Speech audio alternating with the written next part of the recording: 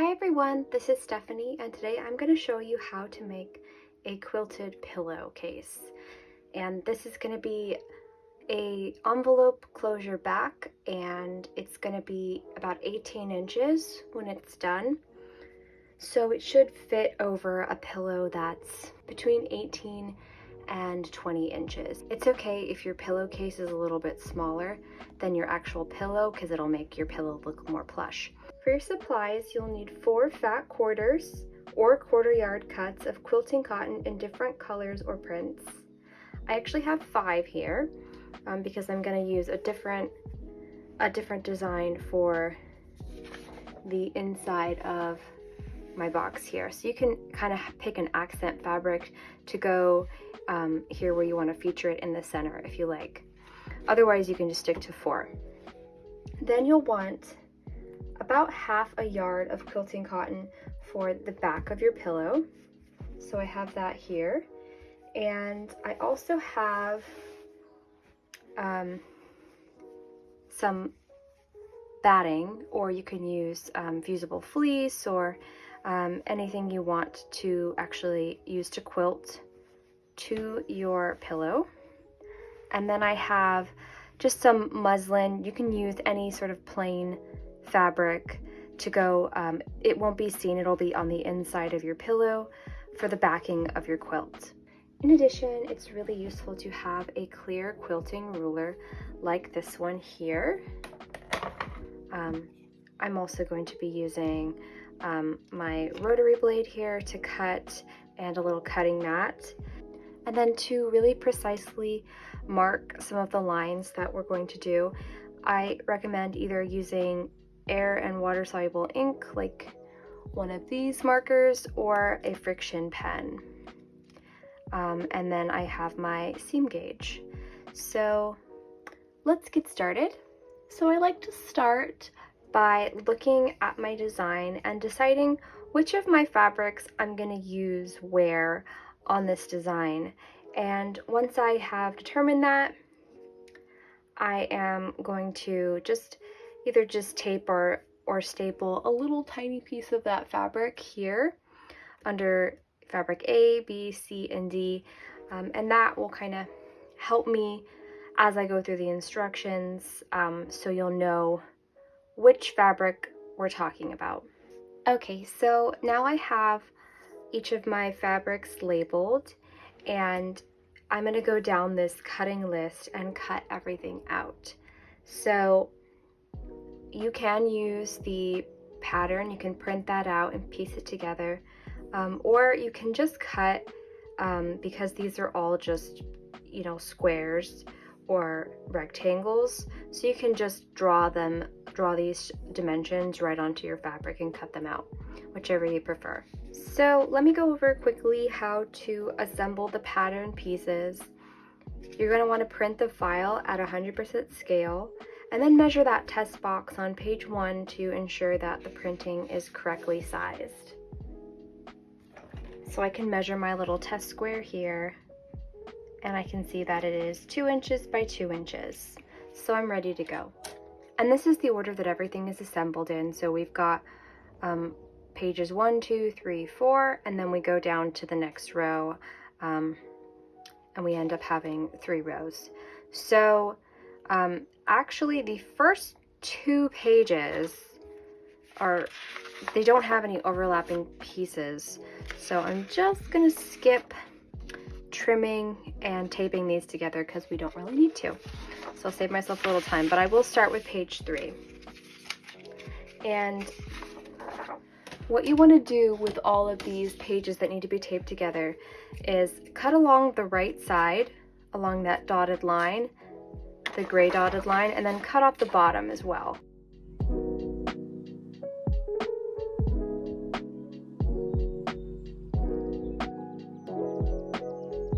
It's really helpful to have a large table, or you can do this right on the floor. And once you've trimmed and taped everything together, it should look like this.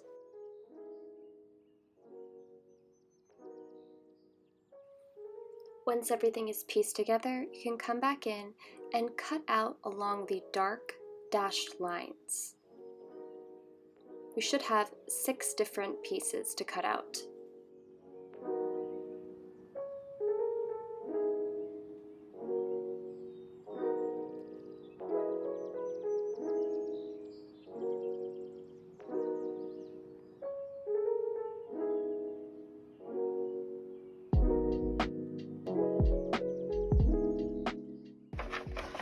Alright, so you should have 6 pattern pieces. Pattern piece 1, 2, 3, 4, 5, and 6. And I realize there is a typo here, so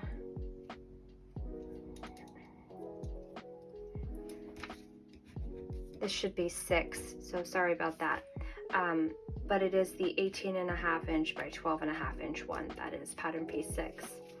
So now I'm going to show you how I go about cutting out all of my pieces.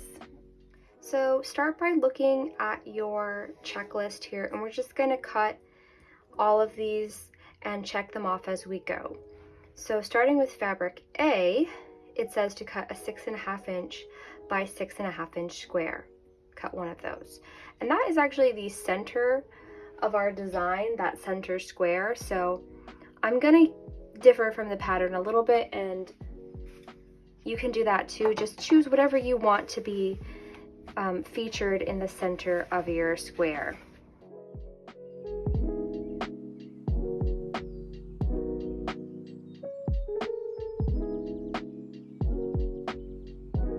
So I'm going to set that aside, and I'm going to just mark that I've cut that one out. Now, going back to fabric A,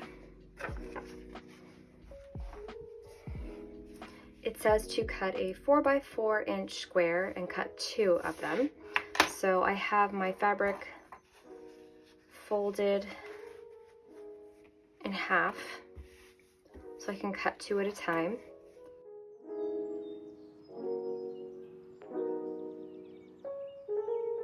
Okay, and that's it for fabric A. And for fabric B, I am cutting out 4 4x4s, so that means I'm gonna need to, this is folded in half here, so I'll need to cut this pattern piece twice. And then I also need to cut a 3.5 by 3.5, and I'll need 4 of these as well, so I'll need to cut this piece twice. So make sure you give yourself enough room to cut both pieces twice.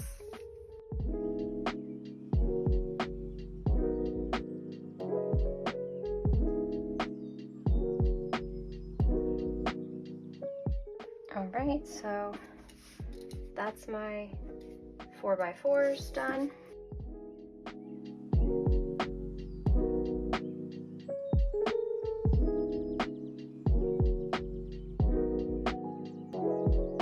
So for me, fabric C is this fabric. And let's see, I'm going to be using the 4x4 piece, and I'll need to cut 6. So with my fabric folded in half, I will use this pattern piece 3 times.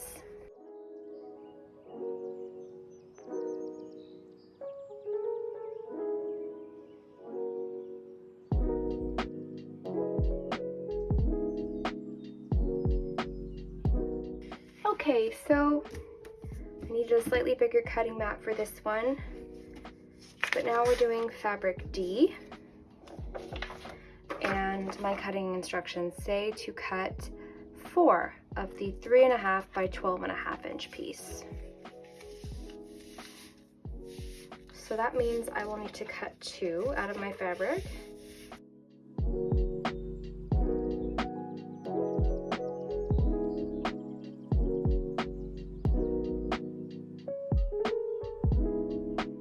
Moving on, I'm going to cut the fabric that I'm using for the back of the pillow.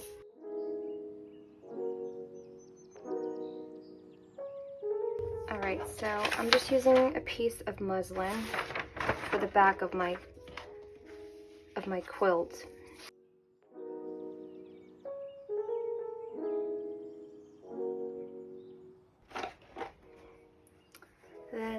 also have my batting, and for this, you can cut it to size. I've left it just a little bit of an overhang because it can kind of move around a little bit, and we can always trim it down afterwards. So now let's talk about some different methods you can use to set up your sewing machine for piecing. So when we are piecing our patchwork, like you do when you're making a quilt, you're going to use a really small seam allowance, a 1/4 inch seam allowance, and that can be a little bit tricky for some people. So let me show you some different techniques that you can use to get a really accurate 1/4 inch seam allowance. So there are a few different feet here that you may or may not have with your sewing machine. So to start off, probably the best option is to use a 1/4 inch foot, and it may not look exactly like mine. So definitely check with your sewing machine manual and see if it came with a 1/4 inch foot. And so my particular machine, I choose the patchwork setting, and when it does that, it kind of adjusts my needle so it hits at just the right place, and I just line up the edge of my fabric with the edge of my foot here, and then it gives me a 1/4 inch. So I'll show you what that looks like using this particular foot. So I just line up the edge of my fabric. The other thing I'm going to change on my machine is the stitch length. So when you're piecing, you usually use a really short stitch length. The average is like 1.5 to 2 millimeters. And because of that, there's no need to backstitch, and all of your seams are going to be locked when everything is stitched together anyway, so backstitching is not necessary.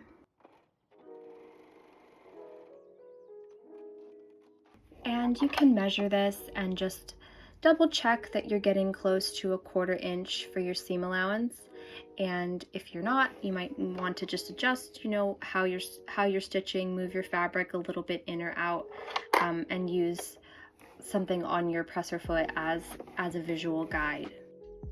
So let's say you don't have a dedicated 1/4 inch foot. What you can do is measure over using a seam gauge and mark where 1/4 inch is. I think that's pretty accurate right there. So just mark where a 1/4 inch is on a little piece of test fabric. And you're gonna line up, in my case, I'm gonna line up the edge of my fabric with the right edge of my fabric with the right edge of my presser foot. Now I'm gonna play with my settings a little bit. So with my needle in its current position, it's too far over to the left. It's not gonna hit this green line that I drew.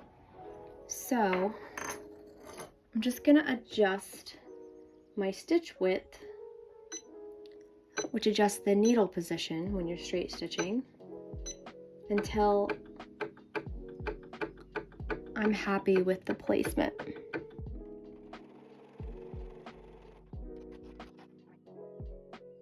Measure and just double check that it's pretty accurate, and this one is. So once you found the settings that work for you, go ahead and jot down your stitch width and your stitch length settings, and you can use that anytime in the future you need to do a 1/4 inch seam allowance. So now I'm going to show you how to make half square triangles, they're basically this shape here. That's the one that we're working on. So go ahead and grab one of fabric B and one of fabric C in the 4-inch squares. So you're going to place your two squares right sides together, And then using a ruler and your pen, you're gonna mark the diagonal. I'll just darken that a little bit. Okay. Then go ahead and, if you'd like, just a pin, put a couple of pins in here to keep it from shifting. And we're going to be stitching a 1/4 inch away from the diagonal on both sides. So first we're gonna stitch down this side, and then we'll stitch down this side at a 1/4 inch. So this line here is the line that I marked, and I'm going to keep that line right at the edge of my presser foot, and I'm going to stitch at a 1/4 inch.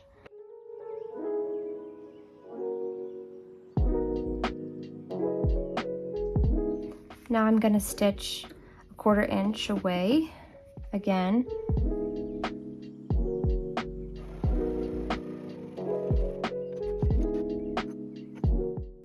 Alright, so there you can see my original line that I drew, and then the 2 lines of stitching a 1/4 inch away on each side. Alright, now either with scissors or a rotary blade, you're going to want to cut right down that first diagonal line that you drew. Okay, so then once you've cut it, you can open it out and see that you've made 2 of the same blocks. So we're going to need 8 in total, so we're going to repeat this process 3 more times.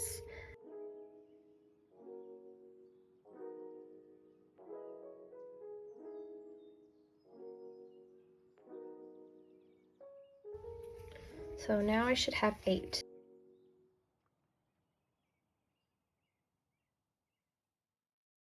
So we have done so far this one, we've done all of these ones already. Now what we have left to do are these outer ones. So for that, you're going to want to make your half square triangles out of fabric A and fabric C. For me, this is my fabric A, and this is my fabric C. So I'm going to place them right sides together. And these are, again, the 4-inch squares. So now you're going to go ahead and use that same method to make the half square triangles out of these stacks as well.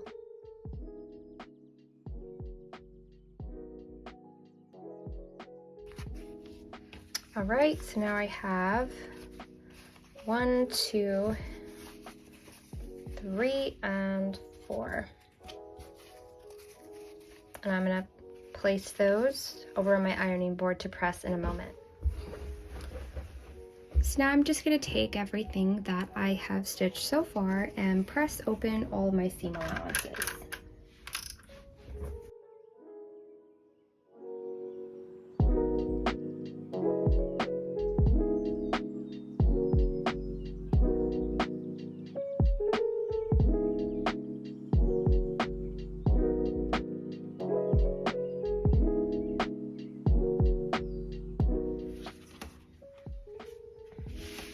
All right, so now I have 4 of these little half square triangles, which goes around the outside of in the 4 corners here, and then I've got 8 that are gonna go in the center.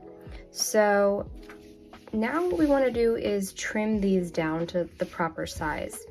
So they should be 3.5 by 3.5, and they may be a little bit, like mine is more like 3 5/8 by 3 5/8. So I'm just gonna trim these down slightly, and you can use your 3.5 inch piece, or you can use a ruler, and I just kind of line it up so that my corners of my pattern piece fit usually along the diagonal seam that I stitched.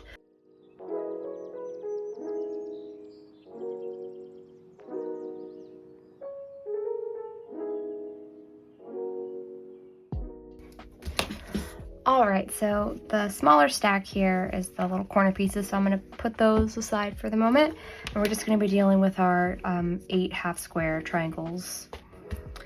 All right, so you're going to want to place these so that your fabric B is forming a little triangle like this. So make sure that's fabric B in there. And then go ahead and pin those together, right sides together.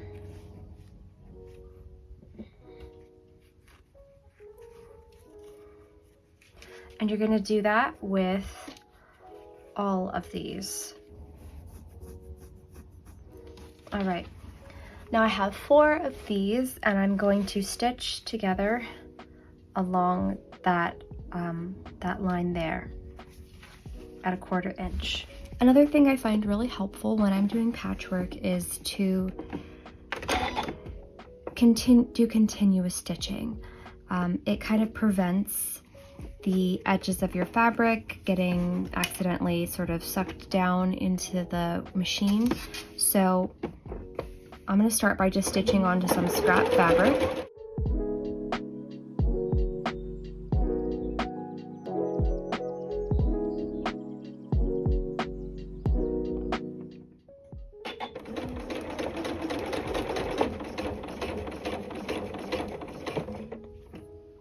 Now before I cut that, I'm actually going to just keep stitching onto my next piece.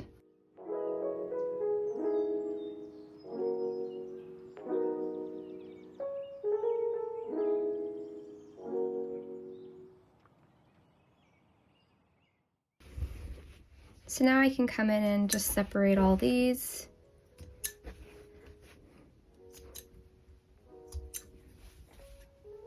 And then you're going to press your seam allowances open.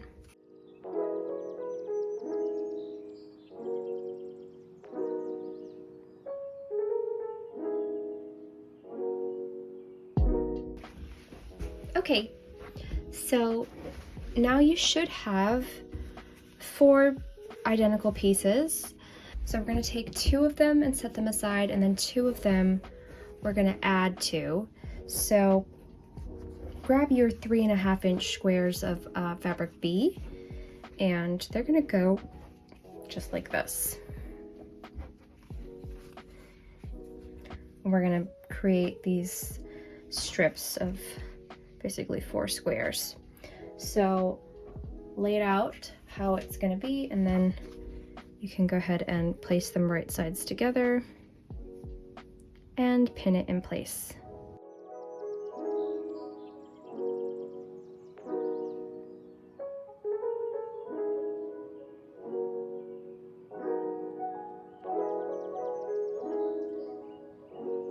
All right, now I'll take this over to the sewing machine, and we're going to stitch these at 1/4 inch.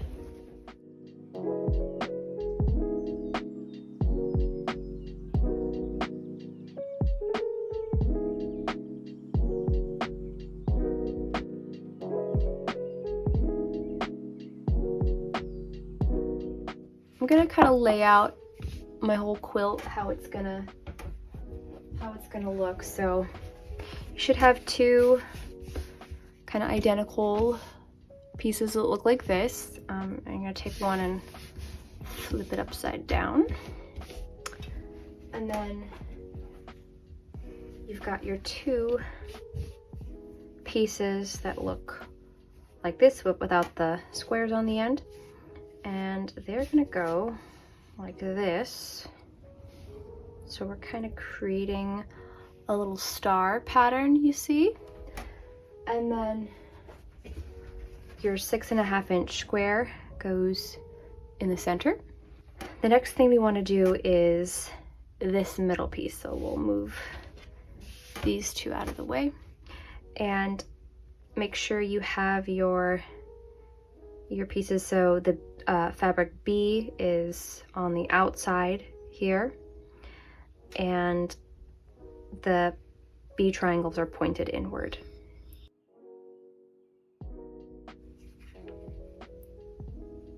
Turn this so that it's right sides together and pin it in place. Okay, so go ahead and stitch those two sides.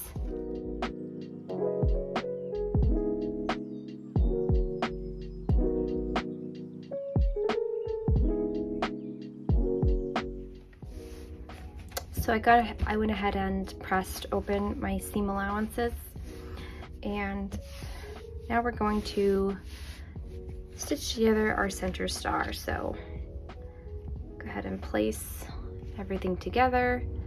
Make sure you've got your star formation, and then take the bottom and top strips, and you're gonna fold them down so that it's right sides together, and do your best to match up where the seams are.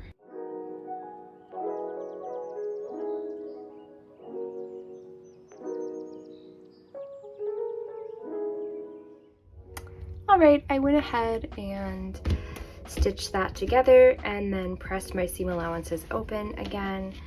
And I pressed it from both sides to try to get it nice and flat. Now we're gonna do our border. So go ahead and lay out your pattern how you want it. So you're gonna have your D fabric around the edge like this. So I like to kind of place them in the center first so I can make sure I have everything oriented right. So I'm kind of just creating some triangles with it, and then I'll just pull them out like that. And that is everything we need for the top. So the first thing I'll do is take these pieces and flip them over.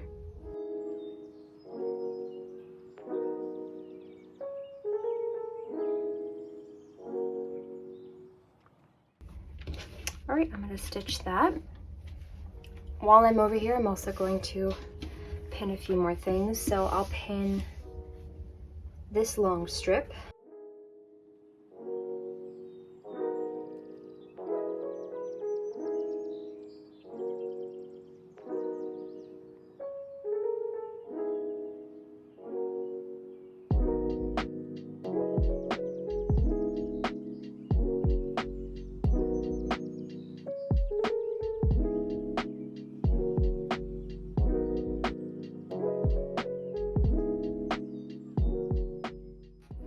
All right, so I have stitched the sides together and I pressed these seam allowances open.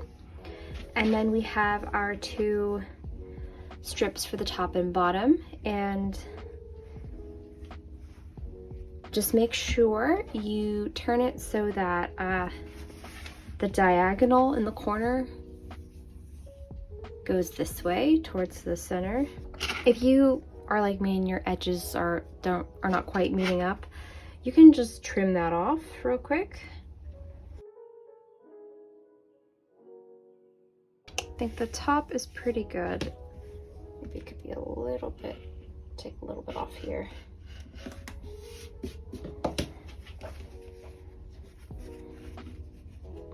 And then I'll pin that in place.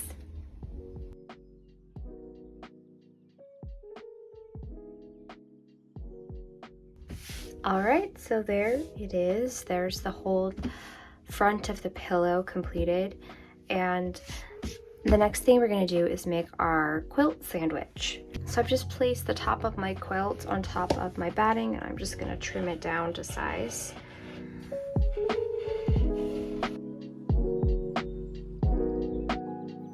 Then I'll flip it over and take my piece of muslin or quilting cotton and put it on the back side of my stack, and just try to smooth this out as much as you can.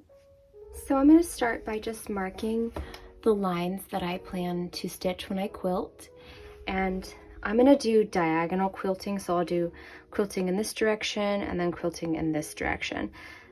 But you could just do just verticals or really whatever you want.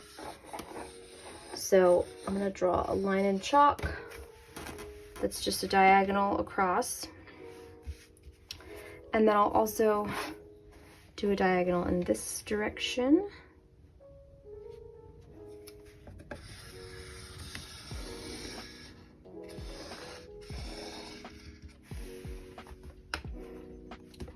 Now, if you have a little foot like this that can attach to your press-through foot, that's used to help you mark where to do your next line. So then you don't have to mark every, say, 2-inch line that you plan on stitching. So if you don't though, if you don't have a foot like that, you're gonna wanna just keep marking every 2 inches.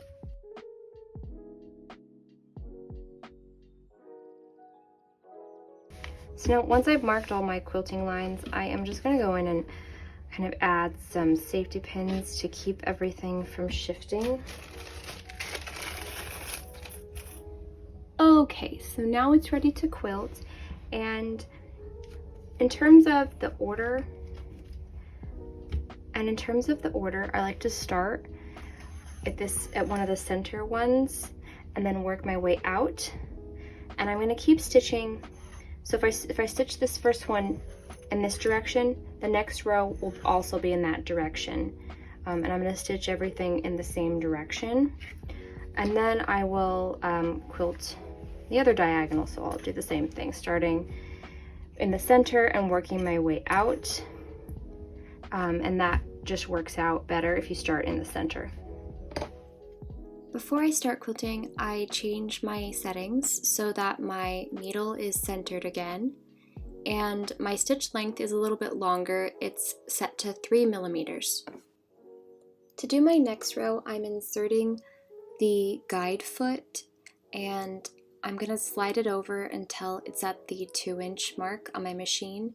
If you don't have a mark there, you can just measure over from where your needle is.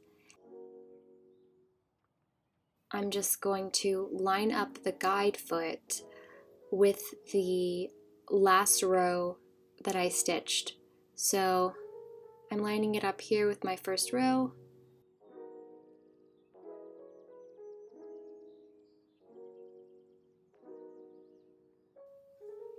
And then I'll just stitch, keeping that guide foot lined up with my last row. So I'll do this with every row so that I can continue to stitch parallel lines. Here I'm just stitching using my standard zigzag foot. If you do have a walking foot, that works even better for quilting. It'll help all of your layers of fabric move together evenly.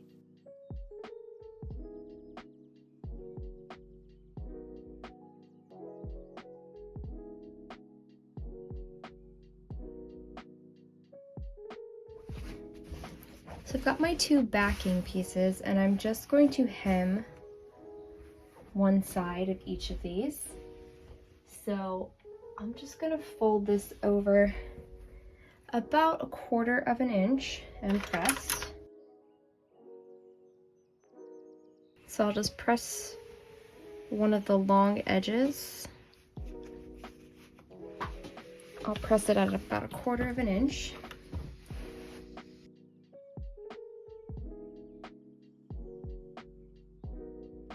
Now you want to go over about 1 inch.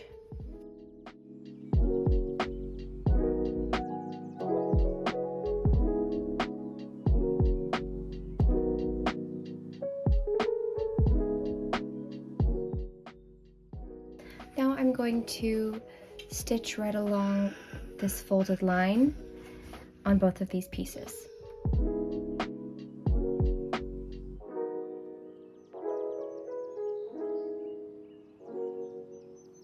Now it's finally time to assemble the pillowcase.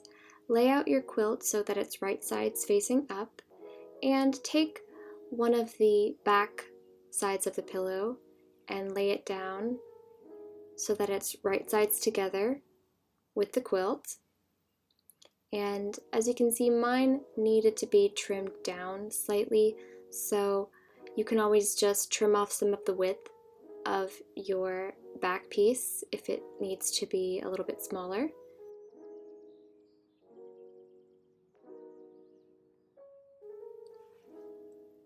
Now take your other back piece and lay it right side facing down,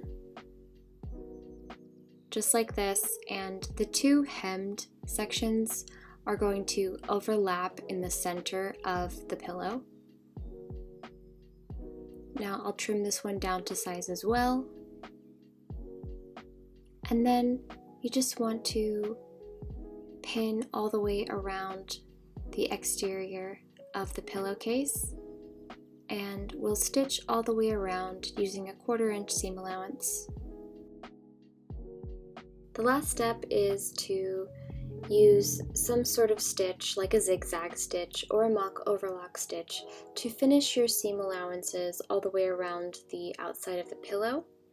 Then I clipped my corners, turned the pillow right side out, gave it one last press, and it was done. And here's one more look at that completed pillow. So I hope you were able to use this tutorial to make your own pillow. Happy sewing!